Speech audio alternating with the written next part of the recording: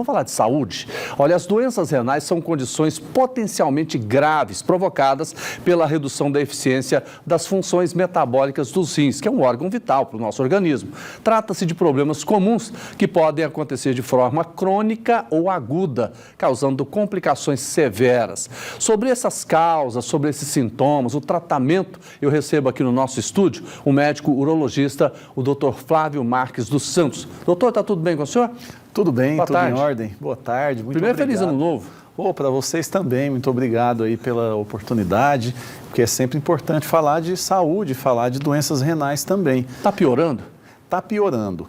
E na área da urologia, até você comentou sobre as doenças renais crônicas. Na urologia especificamente, nós temos duas condições que são os cálculos renais e as infecções do trato urinário.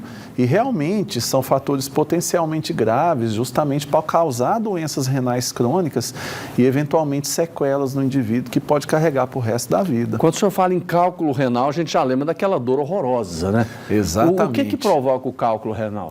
Os cálculos renais, eles estão relacionados a diversos fatores, sejam eles fatores próprios da pessoa, fatores congênitos, malformações dos rins, mas principalmente no nosso meio está relacionado a hábitos de vida, hábitos alimentares inadequados. Quais são esses hábitos? Principalmente excesso de ingesta de sal, de sódio na alimentação, falta de ingesta de líquidos e alguns alimentos específicos também. Por exemplo, excesso de proteína não acompanhada da ingesta de água adequada.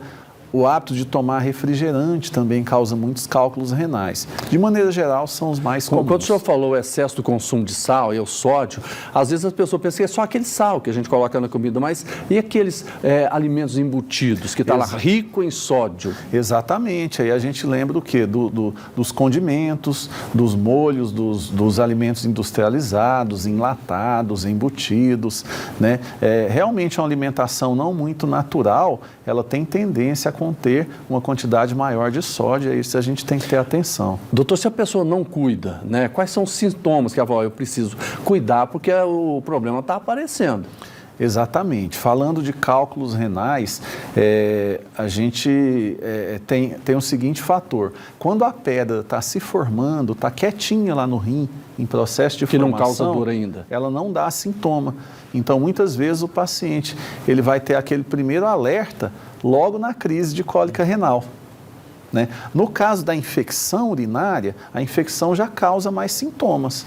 Né? Então, a pessoa tem dor para urinar, muitas vezes dor nas costas, na região dos rins, febre, mal-estar. Então, a infecção causa mais sintomas, mas o cálculo renal realmente é na crise que ele dá sintoma. Deu a crise do cálculo renal. Doutor Flávio, o que faz? Aí, da primeira vez, geralmente a pessoa não tem costume, não tem conhecimento, às vezes nem do que pode ser. Né?